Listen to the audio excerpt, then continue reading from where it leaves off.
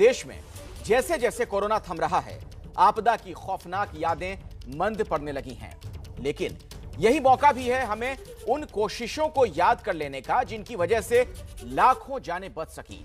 आज हम डॉक्टरों की बात नहीं बल्कि उन ऑक्सीजन निर्माताओं की बात कर रहे हैं जिनकी सूझबूझ और रणनीति की वजह से देश ऑक्सीजन की सबसे बड़ी जरूरत के वक्त भी खड़ा रहा। आप देखिए हमारी संवाददाता मनोज्ञा लोईवाल की यह खास रिपोर्ट।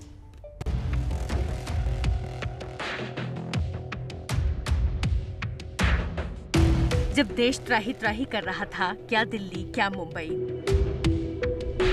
देश का ज्यादातर हिस्सा ऑक्सीजन की मांग कर रहा था, तब अचानक एक नाम जोर शोर से सुनाई देने लगा। ओडिशा। जी हां, देश का सबसे बड़ा ऑक्सीजन उत्पादक राज्य। ओडिशा की सरकार एक ऐसी सरकार है जिसने पिछले कुछ महीनों में इतिहास रच दिया। ओडिशा एकमात्र ऐसा प्रदेश है जिसने अपनी ऑक्सीजन की आपूर्ति करके कम से कम 18 राज्यों को ऑक्सीजन सप्लाई भी की है, और ये आसानी से संभव नहीं हुआ है। इसे जमीनी स्तर पर कारगर करने के लिए हर संभव प्रयास किया गया है। ओडिशा के मुख्यमंत्री नवीन पटनायक ने इसमें अहम भूमिका निभाई। ओडिशा में एक टास्क फोर्स बना दी गई। इस टास्क फोर्स में 25 लोग शामिल थे। इसमें राज्य के बड़े अधिकारी मौजूद थे। अभी कुछ दिन पहले जब यास साइक्लोन आया तब भी ऑक्सीजन की सप्लाई नहीं रुकी। इसमें बड़ी भूमिका ऑक्सीजन उत्पादकों की रही। ओडिशा में 6 बड़े ऑक्सीजन के उत्पादक हैं। जिंदल टाटा के अलावा 4 छोटे उत्पादक यहाँ इंडस्ट्रियल ऑक्सीजन यानी कि औद्योगिक ऑक्सीजन का उत्पादन करते हैं। सीधे तौर पर मेडिकल ऑक्सीजन में इस्तेमाल करना संभव नहीं, इसीलिए इसे बदला जाता है, यानी कि औद्योगिक ऑक्सीजन से मेडिकल ऑक्सीजन का स्वरूप दिया जाता है। बताते हैं कि आखिर ये परिवर्तन होता कैसे है। एकमात्र ऐसा राज्य है जिसने 18 प्रदेशों को ऑक्सीजन सप्लाई की है। 1000 टन यानी कि इतनी ऑक्सीजन लगभग इसके पास हमेशा राज्य के पास स्टोरेज में रहती है। ये ऑक्सीजन है और इसी ऑक्सीजन को जब सिलेंडर में भर दिया जाता है तो न जाने कितने मरीजों की कोविड काल में जान बचा ली जाती है। लेकिन कैसे किया है ओडिशा ने ऐसा? मैं इस समय हूँ JSPL में, अंगुल के इस प्लांट में। 5 में से एक है ये प्लांट जहाँ पर ऑक्सीजन की सप्लाई की जाती है, बनाई जाती है और भेजी जाती है। दरअसल इसकी एक पूरी प्रक्रिया है। ये जो तापमान है वो ध्यान में रखते हुए पहले हवा को कैद किया जाता है। हवा को कैद करने के बाद उससे 3 तरह की गैस अलग अलग की जाती है, यानी कि आर्गन, नाइट्रोजन और ऑक्सीजन। ऑक्सीजन एक ऐसी गैस है जो उसे अगर खुले में भी छोड़ दें तो वो नुकसान नहीं करती है, क्योंकि ये प्राणदायक होती है और मनुष्य के लिए सबसे ज्यादा जरूरी होती है। लेकिन इसी को टैंकर्स में भरा जाता है। लिक्विड मेडिकल ऑक्सीजन, LMO कहते हैं। राज्य में ऐसे कई सेंटर्स बने हुए हैं जहां पर इन्हें भरा जाता है। जैसे कि इस प्लांट में इसको पहले सेव किया जाता है, उसके बाद सिक्योर करके रख कर, अब आप ये गैस के इस पाइप में जो ये बर्फ देख रहे हैं वो इसलिए क्योंकि इसका तापमान माइनस में है, जिसकी वजह से ऑक्सीजन को यहाँ से कई केंद्रों में रख दिया जाता है और उसके बाद बाकी इलाकों में सप्लाई किया जाता है। यही ऑक्सीजन जब बाकी जगह पे सप्लाई हो जाती है तो उन्हें क्रायोजेनिक टैंक में रख के फिर वेपर के फॉर्म में, यानी लिक्विड तरल पदार्थ से उसे हवा के वेश में, हवा के पूरे बनाकर फिर ऑक्सीजन सिलेंडर्स में भर के भेजा जाता है। दरअसल इसमें 2 बातें ध्यान रखी जाती हैं कि सिलेंडर्स की सप्लाई जितना जल्दी पहुंच सके, यह उड़ीसा ने बखूबी किया है। और जितने भी इस तरह के स्टील प्लांट्स हैं उनके जरिए गैस को बनाकर, मैन्युफैक्चर करके, स्टोर करके पहुंचाना अपने आप में एक काबिले तारीफ काम है। लेकिन आखिरकार स्टील प्लांट ही क्यों? स्टील प्लांट इसलिए क्योंकि स्टील को ज़रूरत होती है ऑक्सीजन की, स्टील को प्योरीफाई और गलाने के लिए। ऐसे में सबसे आसान है स्टील प्लांट से ऑक्सीजन लेकर मेडिकल स्वरूप में तब्दील करके पहुंचाना। लेकिन जब यही मेडिकल स्वरूप कोविड के अस्पतालों में पहुंचता है तो पेशेंट्स की जान बचा लेता है। ये खुला आपको जो ऑक्सीजन दिख रहा है, इसकी भले ही कीमत कुछ ना हो, लेकिन जब ये सिलेंडर में भर के मरीजों तक पहुंच जाता है तो न जाने कितने लोगों की जान बचा लेता है।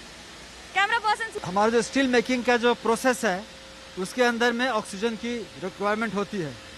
बहुत प्योर ऑक्सीजन, हम लोग 99% प्योर ऑक्सीजन रिक्वायर्ड है, जिससे कि हमारा जो ब्लास्ट फर्नेस से जो हॉट मेटल आता है उसमें हाई कार्बन होता है, उसको हम लोग बेसिक ऑक्सीजन फर्नेस में ऑक्सीजन ब्लो करके सुपरसोनिक जेट बना करके उसको हाई वेलोसिटी में ऑक्सीजन हम लोग ब्लो करते हैं और उस कार्बन जो उसको रिड्यूस करते हैं और लो कार्बन ग्रेड स्टील हम लोग बनाते हैं। जरा सोचिए, इस ऑक्सीजन का तापमान -183 डिग्री सेल्सियस होता है और ये आसान नहीं होता है।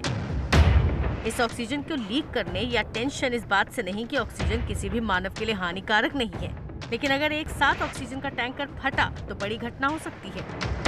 कोविड जैसे पैंडेमिक के साथ जूझने के लिए उड़ीसा को ऑक्सीजन कैपिटल बनना है। हमारे राज्य में हर कोरोना के जो विक्टिम हैं उनके पास ऑक्सीजन पहुंचे और दूसरे राज्यों में भी कोई भी ऑक्सीजन के कारण मौत ना हो, इसके लिए बहुत सारे प्रदेशों के हमने ऑक्सीजन दिया। बहुत सारी चीज़ों को ध्यान में रखा गया। सब इंडस्ट्रियल ऑक्सीजन प्रोड्यूसर्स को मेडिकल ऑक्सीजन में तब्दीली की गई। उसके बाद जो भी हमारे ट्रांसपोर्टेशन का व्यवस्था है वो टैंकर्स सब were flown in from different places to Bhubaneswar and filled containers were transported through highways। हमारे पास हाईवे पेट्रोलिंग पुलिस प्रशासन की टीम रही जो पूरा ग्रीन कॉरिडोर से ये ऑक्सीजन को दूसरे प्रदेशों में पहुंचाया।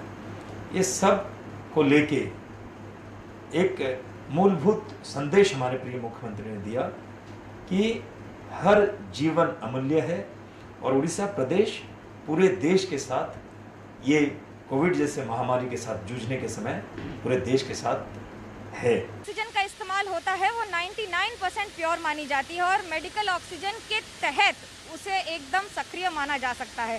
लेकिन ये भी ध्यान में रखा जाता है कि ऑक्सीजन एक ज्वलनशील पदार्थ है, इसकी वजह से हो सकता है कहीं भी आग लग सके। ऑक्सीजन के खुल जाने से, लीक हो जाने से तो नुकसान नहीं होगा, लेकिन अगर ये समय पर सही जगह नहीं पहुंची तो कई जान को जाने का नुकसान जरूर हो सकता है। अपने अस्पतालों में ऑक्सीजन की आपूर्ति और उसके बाद बाकी राज्यों में भी आपूर्ति दरअसल उड़ीसा ने टर्न अराउंड टाइम कम कर दिया। यानी कि अगर एक ऑक्सीजन के टैंकर को 30 किलोमीटर प्रति घंटे की रफ्तार से उड़ीसा से महाराष्ट्र जाने में 3 दिन लगते थे और 3 दिन आने का समय तो करीब 7 दिन का समय सिर्फ एक टैंकर पर खप जाता था, लेकिन उसे बदलकर टैंकर को ट्रेन पर भेजकर जाने के 3 दिन के समय को 1.5 दिन कर दिया और लौट कर आना यानी कि खाली टैंकर लाते समय उसे एयरक्राफ्ट में लाया गया। ऐसे में 7 दिन के समय को लगभग 2 से 3 दिन के समय में तब्दील कर दिया गया और ऑक्सीजन की सप्लाई कई गुना ज्यादा बढ़ गई।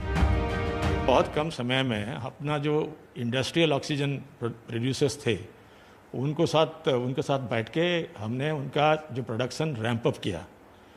जब ये क्राइसिस शुरू हुआ तब इनका 250-300 का इंडस्ट्रियल ऑक्सीजन प्रोडक्शन था जो कि स्टील प्लांट में और एल्यूमिनियम प्लांट में यूज होता था। इसको हमने वो मेडिकल ग्रेड में तब्दीली किया उनके साथ काम करके। अब वो 500 टन में पहुंच गया है, काफ़ी 500-550 टन में पहुंच गया है। और जब ये डिफरेंट स्टेट्स को जब सप्लाई करने हम लगे तब देखा कि जो ट्रक्स और ये जो मूवमेंट हो रहे थे इनमें काफ़ी इनएफिशिएंसी था, इसलिए स्टोरेज का भी ज़रूरत हमको लगा कि करना चाहिए। तो हमारे जो 5 सेंटर है जहाँ पे LMO बनने लगे तो वहाँ पे हमको काफ़ी लागत में इनको टैंकेज बनाना पड़ा। ये बहुत ही इम्पोर्टेंट काम हमने किया। उसके बाद हमने देखा कि जो 11-15 जो स्टेट में जाने लगा था व्हीकल्स, इनका टर्न अराउंड टाइम 7 से 10 दिन था। यहाँ से केरला, यहाँ से तमिलनाडु, यहाँ से कर्नाटका जो 4-5-7-8 दिन लगता था। हमको लगा ये बड़ा इनएफिशिएंट वे ऑफ हैंडलिंग है। जब ह्यूमन क्राइसिस इतना बड़ा हो रहा है तो हमने इनको सुझाव दिया कि आप जब एम्प्टीज आ रहे हैं इनको आप प्लेन में लाइए। तो ये होने लगा। सेकेंडली हम देखे कि ये जो फील्ड टैंकर्स हैं, जो क्रायोजेनिक टैंकर्स है, इसका जो मैक्सिमम सेफ स्पीड 30 किलोमीटर्स है। तो हमको लगा कि ये जब ट्रेन में जाने लगेंगे तो इनका स्पीड बढ़ जाएगा और टर्न अराउंड टाइम बहुत फास्ट हो जाएगा। तो ये दोनों चीज़ हमने किया और हमारे जो डिस्ट्रिक्ट एडमिनिस्ट्रेशन है इनका टीम 24/7 ये जो इंडस्ट्रियल ऑक्सीजन प्लांट में बिठा के रखा।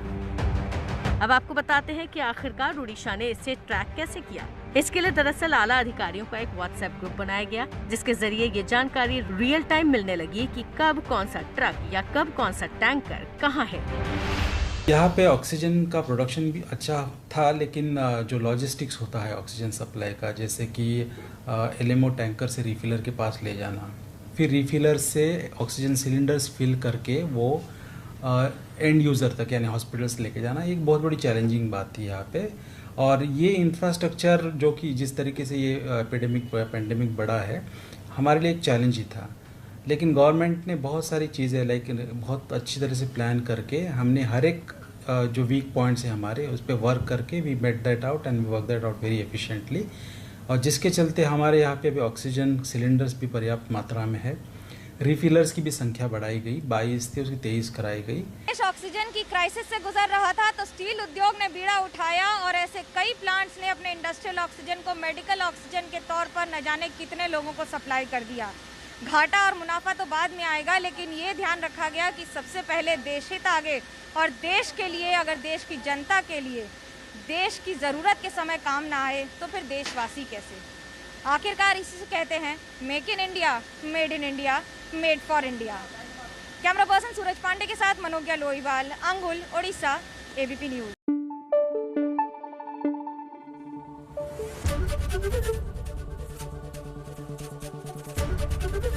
एबीपी न्यूज आपको रखे आगे।